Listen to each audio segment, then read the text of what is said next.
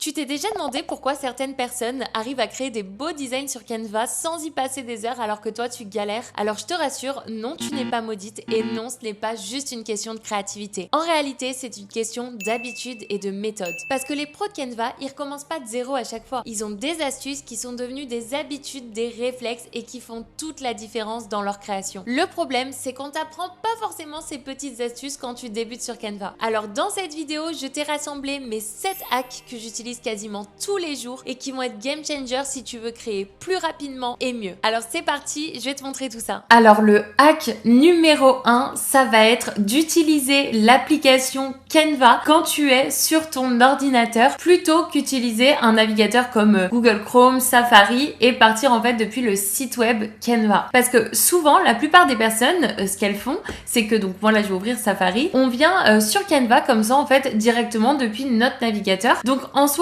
l'interface, elle est globalement la même, c'est pas ça le problème, mais ça va être une question de focus. Tout simplement parce que quand on est sur notre navigateur, le truc, c'est qu'on a une tonne d'onglets ouverts. Ça arrive en permanence parce que souvent, on fait peut-être plusieurs tâches en même temps, ou bien parce que, en fait, on a besoin d'avoir d'autres onglets ouverts pendant qu'on crée, ou bien tout simplement parce qu'il y a des onglets aussi qu'on a ouverts plus tôt dans la journée, qu'on a besoin de garder, etc. Ce qui fait que, à chaque fois déjà qu'on va cliquer sur un design sur Canva, ça va nous ouvrir un nouvel onglet, mais à chaque fois que moi aussi je vais vouloir faire une recherche pour X raisons, j'ouvre un nouvel onglet. Ce qui fait que je me retrouve ici avec une tonne d'onglets parmi lesquels je vais devoir naviguer comme ceci et je peux très vite perdre mon focus parce que du coup, même parmi les designs que j'ai ouverts, ils se mélangent parce que je vais avoir un design qui est ouvert ici, un autre qui est ouvert ici et puis un autre là. Donc du coup, je perds énormément de temps potentiellement parce que je ne suis pas focus uniquement sur ma création et je peux avoir très vite plein de distractions parce que j'ai aussi les réseaux sociaux qui vont être ouverts à côté, je peux avoir plein de notifications, plein d'éléments parasites. Contrairement à l'application, donc en plus vous pouvez vraiment la télécharger, que peu importe si vous êtes sur Windows, sur Mac, vous pouvez la télécharger simplement, d'ailleurs je vous mettrai la ressource en description si vous voulez pour la télécharger, mais au moins quand je suis ici dans l'interface, je suis uniquement focus sur mes designs, uniquement focus sur mes créations. Et ça c'est un vrai game changer, surtout quand tu es dans un process de créativité, tu as vraiment besoin de ne pas avoir de distractions et d'éléments parasites où tu vas te dire ah pendant que ça charge je vais aller là-dessus, je vais essayer de voir ça et tu vas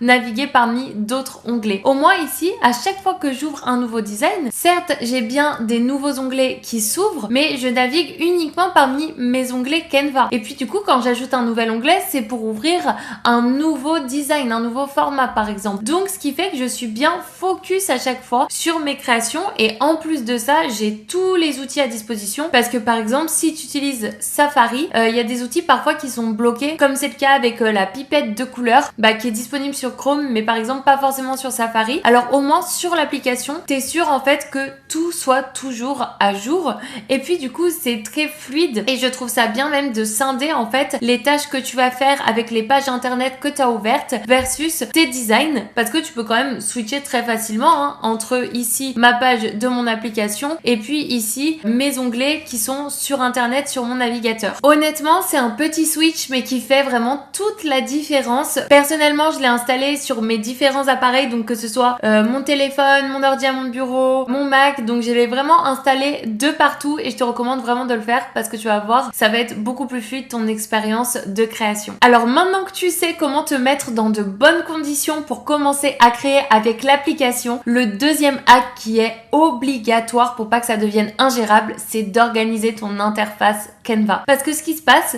c'est que si tu renommes ni tes designs et qu'en plus de ça, t'as pas forcément créé des dossiers pour les rassembler selon différentes thématiques, selon peut-être ton branding, tes clients, etc. Eh bien, ça devient vite le beans et un vrai carnage parce que du coup, tu vas perdre énormément de temps à retrouver tes designs quand tu vas devoir les rechercher. Et du coup, tout cet outil de recherche qui est normalement super, et ben du coup, il sera inutile pour toi et tu vas juste devoir scroller à l'infini et tu vas perdre énormément de temps. Alors déjà, la base, ça va être de renommer tes designs si tu veux gagner du temps. C'est quelque chose qui est très sous-estimé, mais le problème, c'est que sinon, tu vas finir exactement comme c'est le cas ici, avec soit des designs qui s'appellent ici sans titre, soit des designs comme c'est le cas ici avec les dons des templates, donc ça a aussi ni queue ni tête. Et le problème, c'est que si ton Canva est en bazar, eh bien, le problème, c'est que toi aussi, ton cerveau, ta créativité, tu vas pas t'en sortir et ça va être le bazar. Parce que du coup, à chaque fois que tu vas ouvrir Canva, ce sera fouillis. Et c'est un petit peu comme si si par exemple à chaque fois tu rentrais dans ton bureau et ton bureau c'était le bin, s'il y en a de partout, ça te donne pas envie de travailler et ça peut même te déconcentrer. Contrairement ou si quand tu ouvres la porte de ton bureau, tout est bien rangé, chaque chose est à sa place, c'est organisé, bah ça va être beaucoup plus simple pour toi de te mettre dans cette ambiance de travail et aussi de retrouver les éléments et de te concentrer. Et bien sur Canva, c'est la même chose. Si tu ouvres Canva et que tu vois que tu peux pas te repérer, que tu reconnais même pas les derniers designs qui sont ouverts parce qu'ils ont pas de nom, tu t'en souviens plus vraiment, etc.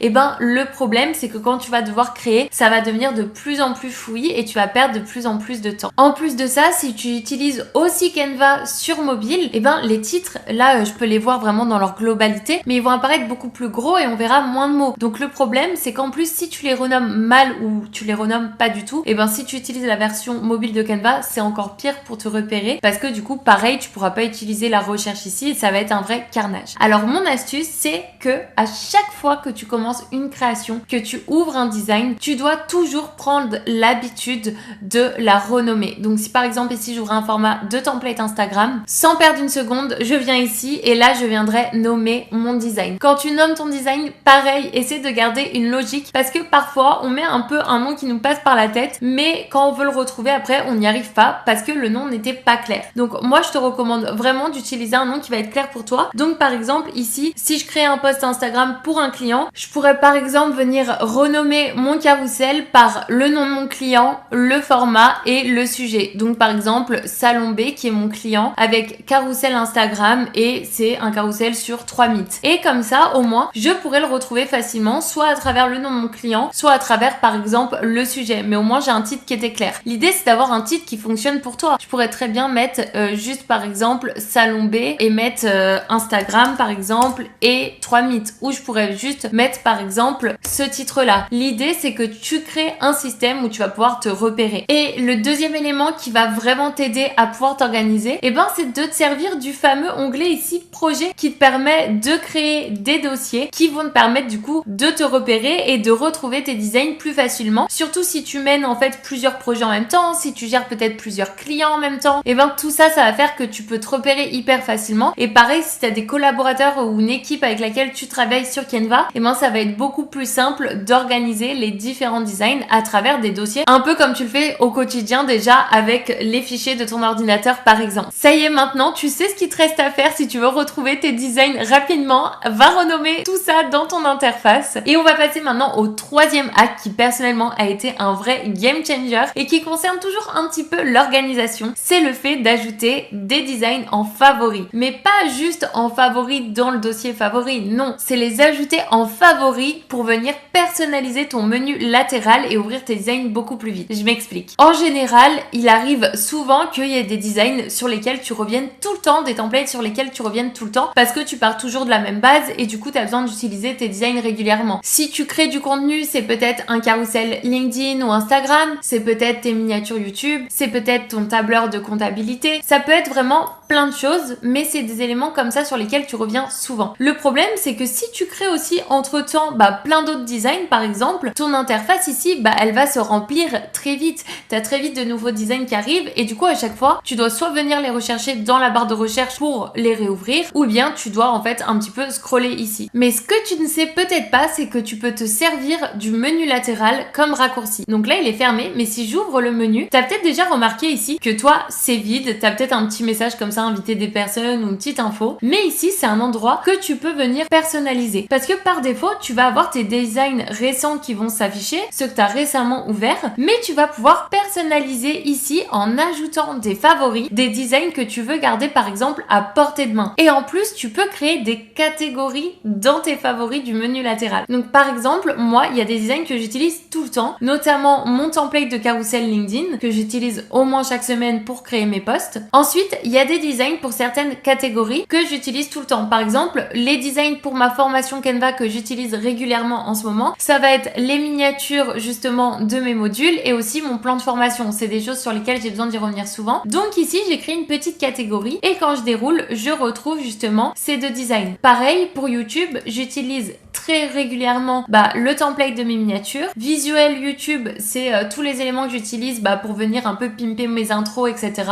Et les b-rolls, pareil, c'est les vidéos que je vais utiliser pour venir illustrer des éléments sur mes vidéos. Ces 3 éléments, c'est quelque chose que j'utilise au moins chaque semaine, donc pareil, je les ai mis à portée de main. L'avantage, c'est que vu que, comme je le disais, en une semaine, je crée beaucoup de contenu et de design, souvent ils descendent, et du coup, au lieu de devoir les rechercher, comme je te disais, très vite ici, je vais juste ouvrir mon menu latéral, et là, si je survole, on voit que je peux ouvrir le design dans un nouvel onglet, et du coup, je vais beaucoup plus vite au quotidien, vu que je me sers très régulièrement de ces designs. En plus, l'avantage, c'est que c'est pas figé. C'est toi qui juges si pendant une certaine période de temps, tu as besoin de ces éléments-là en favori, tu peux les laisser puis les enlever plus tard. Alors, pour les mettre en favori, c'est ultra simple. Quand tu survoles tes designs, tu as tout simplement la petite étoile ici. Et si je clique sur l'étoile, on voit que mon design était apparu ici dans le menu latéral. Et du coup, ici, j'ai juste à faire ça. Et si je veux créer une catégorie, ici, j'ai le petit plus qui va me permettre de créer une nouvelle section, d'y ajouter potentiellement un petit emoji. Et là, je pourrais tout simplement glisser ce design qu'on vient d'ajouter en favori dans la nouvelle section pour qu'elle apparaisse ici. L'idée, c'est vraiment de toi venir noter ce que tu utilises le plus régulièrement pour les mettre ici et pour justement les avoir à portée de main. Donc, le fait de venir comme ça organiser ta barre latérale, franchement, c'est un vrai game changer. Personnellement, je crois que c'est l'un de mes hacks favoris parce que ça me fait gagner un temps fou. Le 4e hack, il concerne un raccourci que très peu de personnes connaissent et qui va te faire gagner un temps fou. Je parle souvent des raccourcis clavier qui te font gagner du coup beaucoup de temps sur Canva. D'ailleurs, si tu veux apprendre les raccourcis clavier et les connaître pour accélérer ta production de contenu, sache que je les ai rassemblés dans mon guide des 46 raccourcis Canva que tu peux télécharger. Le lien est en description et dans le premier commentaire épinglé. Mais aujourd'hui, je vais te parler d'un raccourci bien particulier et c'est le commande F. L'outil commande F, de base, il va te permettre de repérer un mot dans les pages. Donc, admettons que tu as créé un e-book comme ça qui a 14 pages environ et que tu veux retrouver quel est l'endroit où tu as parlé d'un mot précis et tu sais plus où c'est. Je pourrais tout simplement sur mon clavier faire commande F, taper par exemple un mot et là, en faisant entrer, il me retrouve exactement le lieu où j'avais mis ce mot. Comme ça, je vais pouvoir soit relire cette section, soit faire des corrections, etc.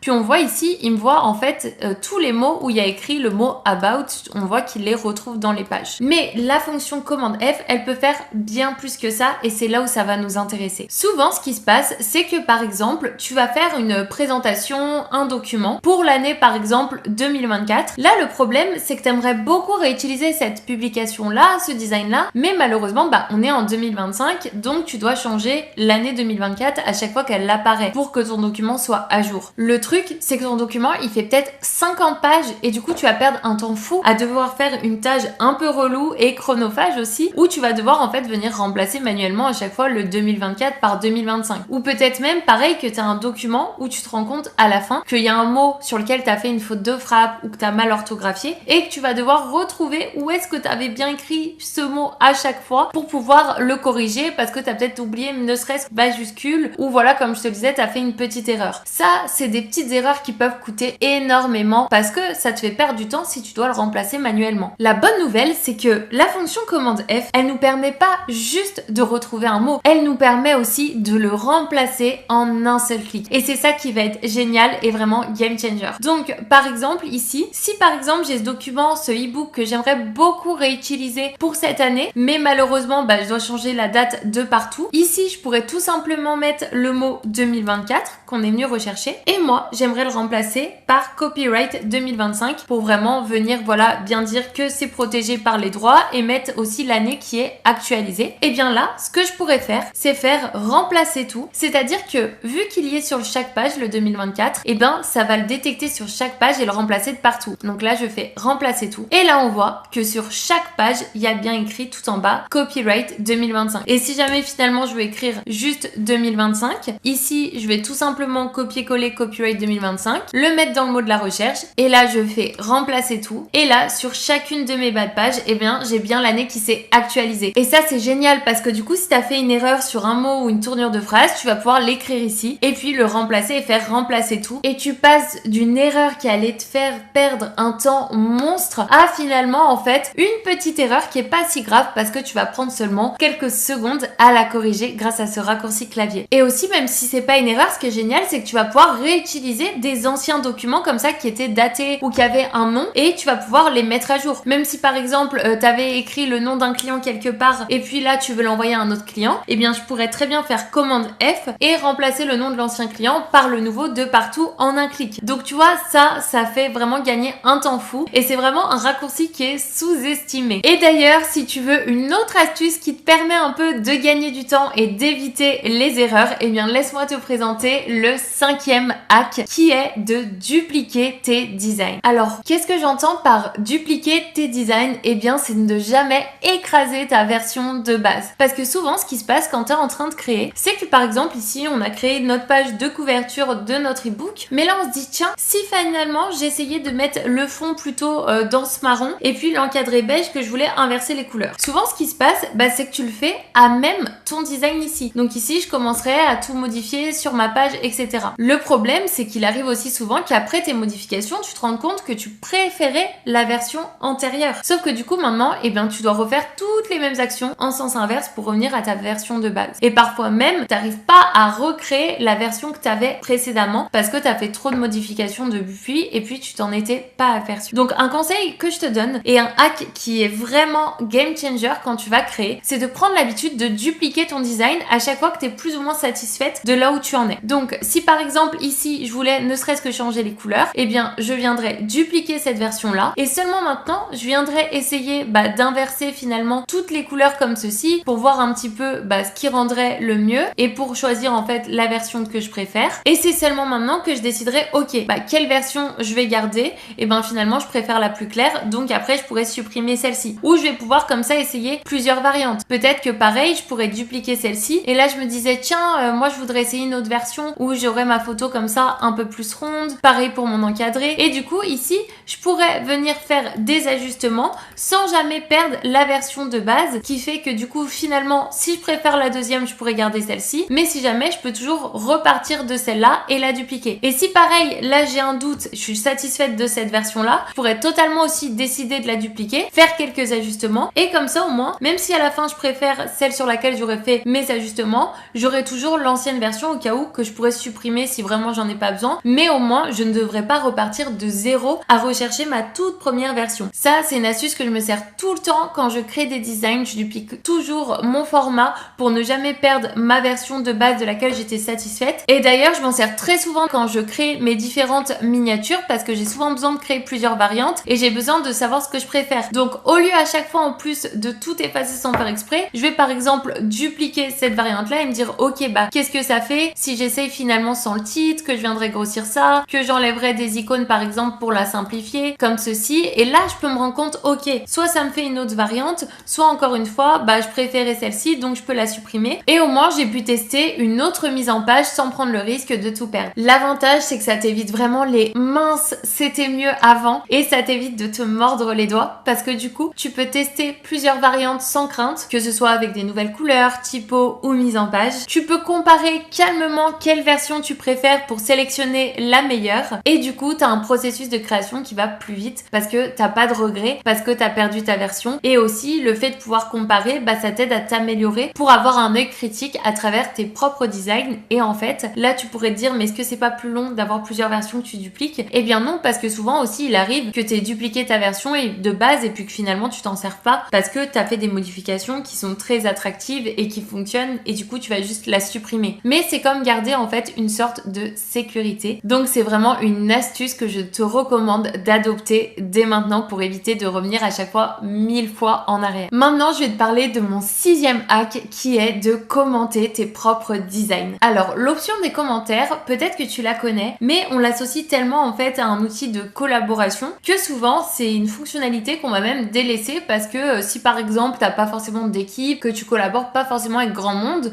tu vas juste te dire ça ne m'intéresse pas et puis surtout ça ne me concerne pas. Mais les commentaires, ça peut vraiment être une mine d'or pour t'aider dans ta création de contenu. Parce que souvent ce qui se passe quand tu crées déjà, c'est que tes designs tu les crées pas forcément en un bloc. Peut-être qu'aujourd'hui tu es en train de créer ton ebook, mais ton ebook, tu vas y revenir aussi demain, tu vas le créer sur plusieurs jours, ou tu vas peut-être y revenir dans 3 jours quand tu auras mis ton autre moment de création dans ton agenda. Donc du coup souvent tu vas être en train de créer et puis peut-être que tu vas t'arrêter parce que tu dois passer à une autre tâche, ou parce que je sais pas, tu vas peut-être faire une pause Et souvent, ce qui se passe, c'est qu'une fois que tu es lancé dans ton processus de création, tu as plein d'idées, tu sais où t'en es, etc.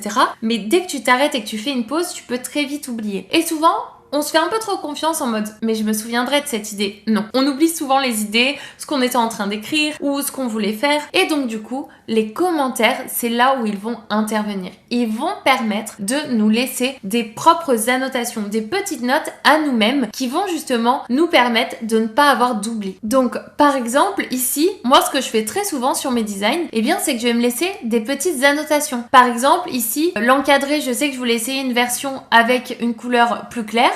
Et bien ici je pourrais venir mettre un commentaire et me mettre ici ma petite note, essayer avec un ton plus clair. Et là je fais entrer. Peut-être que je voulais ajouter une page sommaire, donc là je pourrais ajouter une page rapidement et sur cette page laisser un commentaire en me disant construire un sommaire interactif par exemple. Et je pourrais me faire plein de petites annotations comme ça sur mes différents designs, ce qui fait que peu importe si je termine pas mon design aujourd'hui ou si je dois y revenir plus tard ou si je fais même ne serait-ce une petite pause, au moins j'ai pu laisser mes annotations, laisser mes pensées et comme ça après, et ben quand je vais y revenir, je vais me souvenir que ah oui, j'avais dit qu'il fallait ajouter des petites illustrations ou ah oui, je devais essayer de tester une autre couleur pour cette fonctionnalité. Je dois créer le sommaire. Tous ces petits éléments qui vont me permettre du coup de ne pas avoir d'oubli et du coup de bien me rappeler là où j'en étais grâce aux petites notes que je me suis laissées. Et comme ça, une fois que j'ai résolu et que je me dis bah oui j'ai vérifié la taille, je peux cocher et là c'est tout bon, mon commentaire disparaît. Et puis tant que j'ai par exemple pas fait mon sommaire, je peux laisser le commentaire, comme ça je sais que j'aurai toujours cet élément là qui apparaît et qui va venir me le rappeler. Donc ça c'est vraiment un élément qui est sous-coté quand on travaille on va dire seul, mais qui peut vraiment te servir. Même d'ailleurs si tu as une équipe, il y a peut-être des designs que tu gères toi toute seule, et ben du coup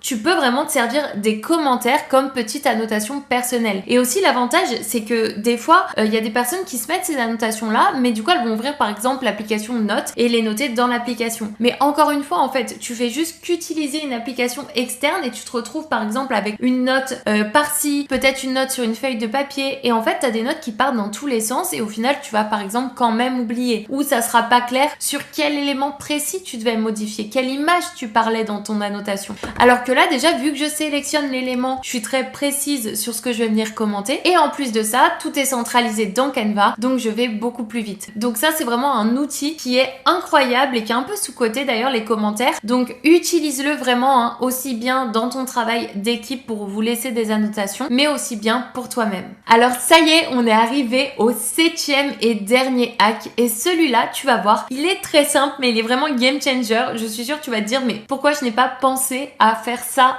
avant, et c'est tout simplement le fait d'aller copier-coller des éléments d'un design à un autre. Ce qu'on sous-estime très souvent, c'est que nos anciens designs sont des mines d'or. Et oui, parce que quand tu crées divers designs et beaucoup de designs, eh bien il y a aussi toujours des moments où tu passes du temps à rechercher des nouveaux éléments, des nouvelles photos, ce genre de choses que t'as pas forcément tout de suite pensé à mettre en favori, à organiser. Et du coup, tu crées aussi des mises en page sur d'autres designs qui étaient super jolis. Et là aujourd'hui bah tu dois créer par exemple un e-book et là tu te dis ah bah vu que je parle du fait de gagner du temps, il faudrait que je retrouve mes éléments avec la petite horloge, ou l'autre fois j'avais utilisé un élément qui était sympa, il faudrait que je le retrouve. Mais penser de cette façon bah ça peut vite te faire perdre du temps parce que des fois t'as tellement navigué dans les éléments et ben que malheureusement tu vas remettre beaucoup de temps à le trouver parce qu'il ne s'affiche pas forcément dans les éléments récents vu que t'as beaucoup de créations entre temps. Mais ce que tu peux faire c'est que tu peux 100% venir ici dans ton interface Canva, rechercher un ancien design que tu avais aimé, où tu avais utilisé des éléments qui étaient intéressants et venir les utiliser pour ton nouveau design. Admettons qu'ici je suis en train de créer une page de couverture pour le guide ultime pour maîtriser Canva et gagner du temps. Du coup j'aimerais mettre des petites horloges et puis le logo de Canva. Plutôt que les rechercher, eh bien je me souviens que pas plus tard qu'il y a quelques jours, j'ai créé une miniature YouTube où justement j'ai tous ces éléments. Et bien là,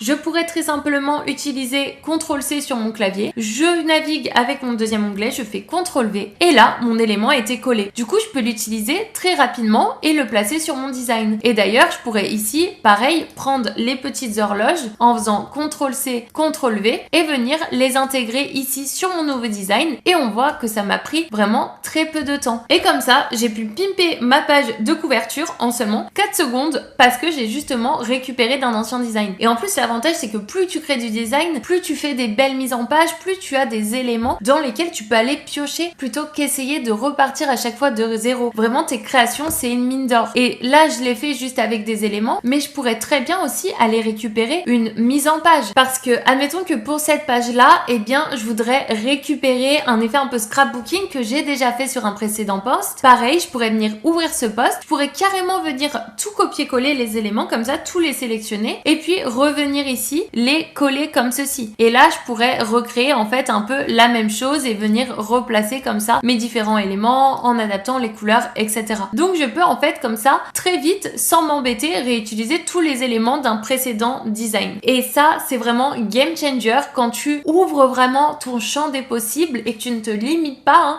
à être juste dans ta page. Et c'est d'ailleurs pour ça que, encore une fois, être sur l'application, c'est génial parce que je peux naviguer très facilement entre ma page d'accueil, revenir sur mes onglets, revenir rechercher un design pour aller récupérer potentiellement des éléments que j'aurais envie d'utiliser pour ma création actuelle. Donc tu vois, tu peux vraiment faire des copier-coller d'un onglet à un autre, d'un fichier à un autre. Tant que tu restes sur Canva, bah t'es pas limité. D'ailleurs, je pourrais même 100% copier cette slide et puis coller cette même slide dans ce design là. C'est juste qu'elle sera pas au même format vu que c'était deux formats différents, mais j'ai quand même pu amener cette slide si je veux pouvoir ajouter des éléments et l'avoir à portée de main pour retravailler par exemple ce design là. Donc vraiment, ne te limite pas à ta page, à ton Canva actuel. Tu peux jongler et te servir de tes précédentes créations. Ça y est, maintenant tu connais mes 7 hacks favoris pour créer plus simplement, plus rapidement de superbes designs sur Canva. Alors viens me dire dans les commentaires lequel t'as préféré et lequel t'as hâte de mettre en place. Aussi, si cette vidéo t'a plu, n'hésite pas à mettre un petit like et à t'abonner à la chaîne pour pas rater les